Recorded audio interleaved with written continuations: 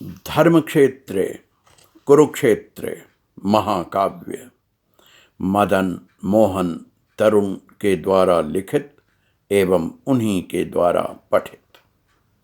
भीष्म का महाप्रयाण भाग 53।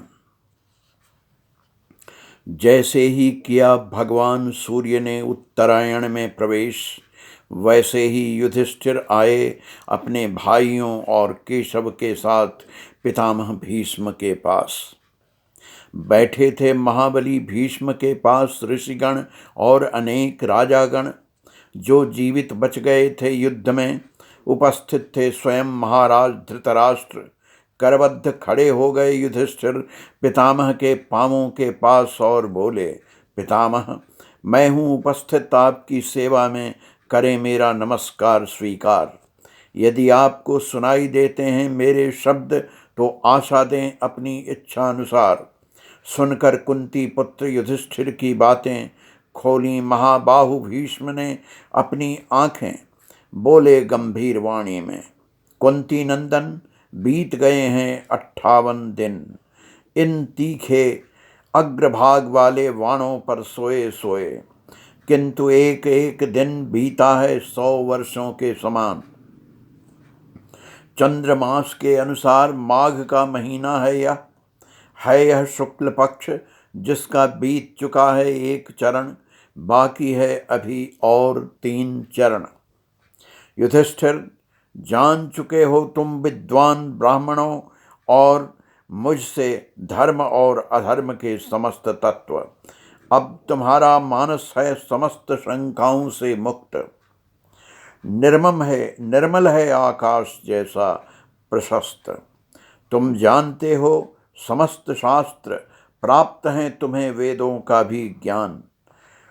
स्वयं केशव ने भी तुम्हें दिए हैं राजधर्म के उपदेश। व्यास जी ने उद्घाटन किए हैं तुम्हारे सम्मुख सारे रहस्य। युधिष्ठिर, अब तुम पालन करो प्रजा के हित में समर्पित राजधर्म। स्थापित करो सबों के सुख शांति से पूर्ण साम्राज्य, जिसमें रक्षित हों सभी लोग, शांति हो सर्वत्र, हों सभी नागरिक संपन्न।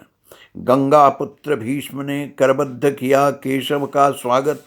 बोले, केशव, विजय वही है जहाँ आप हैं। वही धर्म है, वही सत्य है, वही रक्षा है। प्राप्त हुआ है पांडुपुत्रों को सदा आपका आशीर्वाद। नष्ट हो चुकी है दुरात्मा पापियों की सत्ता। अब खुलने को तैयार है नया अध्याय। अब मुझे आज्ञा दें जिससे हो मुझे परम गति प्राप्त। नरेश्वर भीष्म की हथेलियों को कोमलता से थाम कहा केशव ने। तप से, धर्म से, पाप रहित मन से आपने किया है मृत्यु को भी वश में। जैसा निर्मल जीवन व्यतीत किया है आपने, आपको अवश्य होगी परम गति प्राप्त। आप करेंगे वसुलोक में निवास। सुनकर धीरे धीरे गंगा पुत्र ने बंद कर ली अपनी आंखें। 2 घड़ी तक चुपचाप पड़े रहे महाबली शांत। फिर धीरे धीरे यौगिक क्रियाओं से साधने लगे प्राणवायु। क्रमशः प्राणवायु को शरीर के भिन्न भिन्न अंगों में करने लगे धारण। देखा समस्त उपस्थित महारथियों, योगियों, राजाओं, महात्माओं ने विस्मित हो एक महाचमत्कार। महाबाहु भीष्म के जिन जिन अंगों में स्थित होता प्राणवायु, वहां से निकल जाते अपने आप चुभे बाण, भर जाते घाव।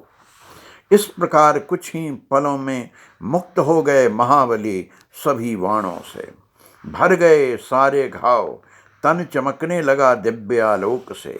अब तक मृत्युजयी ने बंद कर लिए सारे प्राण द्वार। अब फोड़कर उनका ब्रह्मरंध्र मुक्त हो गया प्राणवायु। चला गया अनंत की ओर, नहीं रहा कोई बंधन। खुल गए सारे अदृश्य द्वार। जिसने भी सुना यह समाचार, दौड़ पड़ा आकुल इस ओर। बेहुअल नर नारी बालक वृद्ध, उनके क्रंदन से भर गई सारी दिशाएं।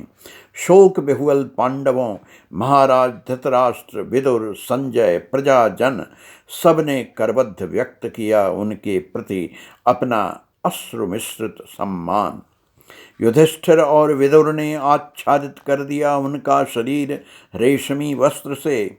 सज गई चिता सुरभियुक्त लकड़ियों से अवस्थित कर दिया गया उनका शरीर चिता के शिखर पर ससम्मान। विप्रगण करने लगे सामगान, अग्नि में दी जाने लगी आहुतियां। की प्रदक्षिणा महाराज धृतराष्ट्र ने, संजय ने, पांडवों ने। दिव्य लपटें स्पर्श करने लगीं आकाश। जैसे ही हुआ पार्थिव शरीर अग्नि में विलीन, वैसे ही हो गईं लपटें धीरे धीरे शांत। शेष भस्म जैसे ही गंगा के जल में हुआ समर्पित, वैसे ही माता गंगा ने ले लिया उसे जैसे अपनी गोद में। देर तक बैठे रहे वहीं समस्त जन। फिर जैसे जैसे घिरने लगी अंधेरी रात, लौटे सब शोकाकुल अपने अपने निवास स्थान।